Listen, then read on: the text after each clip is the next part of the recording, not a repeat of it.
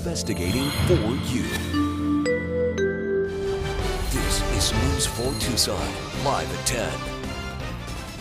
Hello everyone, we start tonight with breaking news. Here's a live look near the intersection of 6th and Valencia, where the westbound lanes are shut down because of a crash involving a motorcycle. Now, there is no word yet on any injuries or what caused the crash, but people are being asked to avoid the area as emergency crews, which you can see there, continue to respond and work that area. Now, police have not said how long this closure will take.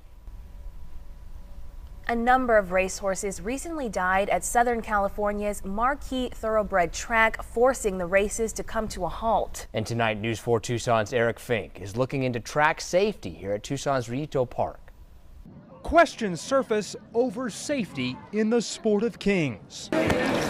Southern California's premier track now closed for further inspection after 21 horses died when racing or training at Santa Anita since the day after Christmas. The actual incidence of injuries at racetracks is actually down 20% since 2009. Dan Fick is the steward at Rillito Park and a racetrack inspector across the country. This track, a little track that it is, has one of the best racing surfaces in the country. The people that are involved in horse racing, the breeders, owners, jockeys, trainers, there's nobody that's more concerned than we are about the safety of these horses and providing them the best care that we possibly can. An extraordinarily wet Southern California winter could be a factor in these fatal accidents at Santa Anita. Jockey Michael Ibarra says every time he hops aboard a horse, the thought of a spill is in the back of his mind. We try not to think about it, but it's always there. Sometimes there's anywhere from 4 to 14 or, even in the Kentucky Derby, 20 horses out there.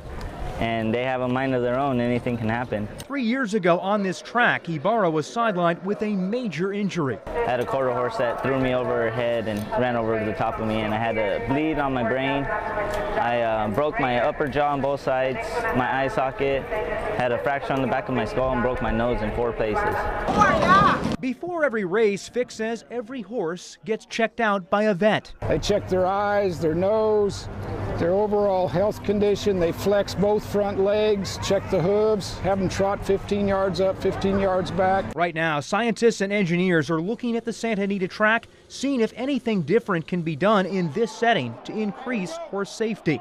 Horses that have become like family to this Southern Arizonan, because being a jockey is all Michael Ibarra knows. Once you get it in your blood, it's hard to get out.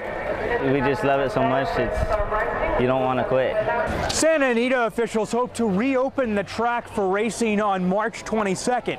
Here, there are 3 days left this season, and post time starts each Saturday and Sunday at 1:30. At Rillito Park, I'm Eric Fink, News 4 Tucson. Tonight, Tucson police say they need your help finding a missing man. Officials say this man, Harley Hardesty, went missing Saturday afternoon from a care home near the intersection of South Camino Seco and Escalante. Hardesty suffers from dementia. He is 6'1" and around 200 pounds and was last seen wearing a tan jacket, blue shirt, and blue jeans. Anyone who sees him is asked to call 911. 2 suspects have been arrested after allegedly robbing a gas station in Mescal. Cochise County officials say Adam Collini confronted a clerk with a knife demanding cash, and that's when Amber Beckman took all the money. The clerk was able to escape and notify a nearby resident who called 911. That clerk taken to a hospital for knife wounds to her face. The 2 suspects were charged with armed robbery, kidnapping, and aggravated assault. A 1-year-old in Pima County has been diagnosed with measles. Health officials notified of the toddler's virus just yesterday. News 4 Tucson's Danelle Confair has more on what you need to know to protect yourself. The toddler had just turned 1 and was eligible for the measles vaccine. Now Pima County health officials are working to make sure no one else gets it. Measles is one of the what we consider vaccine preventable communicable diseases, and so as we are vaccinated, more and more individuals are vaccinated, our children and adults, we see less of those communicable diseases. The last time Pima County saw a case of the measles was in 2015 with 1 case. In 2008, the county experienced an outbreak with 13 cases of the measles. This child had just reached the age when it would have been appropriate to receive the first dose of vaccine. Children get vaccinated for measles, mumps, and rubella at 12 to 15 months of age and get a second dose at ages 4 to 6. This individual and the family had traveled to an area where at this time they are experiencing a lot of measles cases. She says it's important to make sure your vaccinations are up to date. If you plan on traveling, you're advised to get vaccinated at least 2 weeks prior. If you think you may have the measles or you have been around someone who has contracted the measles, best thing that you can do is contact your primary care provider and let them know. The measles virus can be spread through the air. Symptoms can include a high fever, runny nose, cough, and a rash. I'm Danelle Confair, News 4 Tucson. Tonight, the search continues for a felony suspect that failed to appear in court Friday afternoon. Tucson police say 40-year-old Jamie Jackson is wanted on felony domestic violence warrant. Police say Jackson has made suicidal threats to his family and then also said that he would shoot at police in an attempt to commit suicide by cop. Jackson is considered armed and dangerous, so police are warning people to stay away and call 911 if they have any information.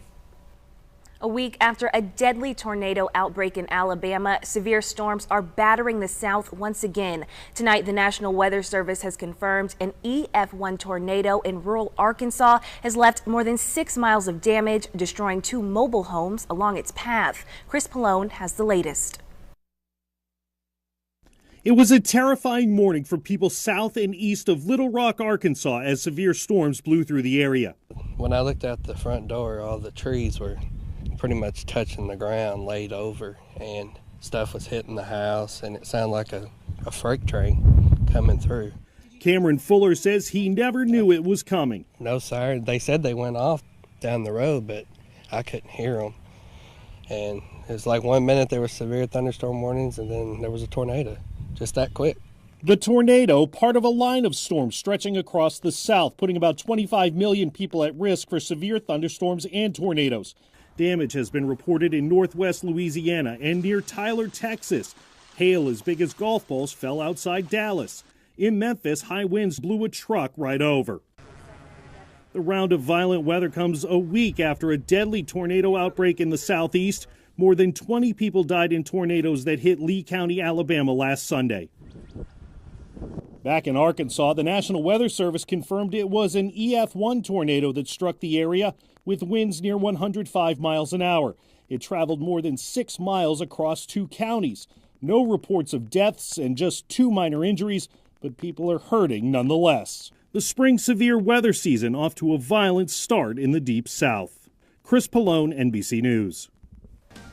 And back here in southern Arizona, it was a cool day and a cloudy day. In fact, here's a look outside with our News 4 Tucson Skynet camera from downtown looking north, and temperatures are in the 50s. It's 54 degrees right now under partly cloudy skies, and winds are out of the west-southwest at 5 miles per hour. But it struggled to warm up today. In fact, we only reached those 60s. It was 51 degrees on the east side, 52 in Midtown, and 54 on the west side. South of the metro area, we're seeing the 40s sprinkled in right now. It's 49 in Bisbee, 43 in Sonoyta, and 49 in Benson. Now, over the last 12 hours, we've seen that cloud cover increase across the state, and that is why we're seeing partly cloudy conditions this evening. However, we have a low pressure system off the Pacific Northwest, and this is going to be our weather maker on Monday. We're talking rain, we're talking mountain snow, and we're talking a cool down. I'll discuss that in our full forecast coming up. Nick, Aaliyah. All right, thanks, Stephanie. Empire actor Jussie Smollett is now facing 16 felony charges in connection with his reporting of an allegedly phony attack in late January. Friday's indictment alleges Smollett lied to the Chicago police officer who responded the night of his alleged attack, as well as to a detective who was investigating the case. The actor claimed that he was attacked by 2 men shouting racist and homophobic slurs, but detectives eventually became suspicious of those claims and changed the direction of their investigation. R&B singer R. Kelly has been released from a Chicago jail after officials say someone made a $161,000 child support payment on his behalf. A Cook County Sheriff's spokesman says they don't know who made the payment. Earlier this week, a judge told Kelly he would have to stay in jail until he paid child support. Kelly is still facing 10 counts of aggravated sexual abuse involving 4 women, 3 of which were minors at the time. Kelly says he's not guilty. I promise you we're going to straighten all of this stuff out. That's all I can say right now. I promise you. Anything to your fans? Anything you'd like I love my fans. Thanks for sticking there with me. Kelly's lawyer has said Kelly's accusers are lying and out to profit off of his success. Coming up next on News 4 Tucson Live at 9, a special event was held for women to come together for a good cause. Plus, Tucson police hosted a class to teach parents about social media and human trafficking. We'll have the details when we come back. Investigating for you.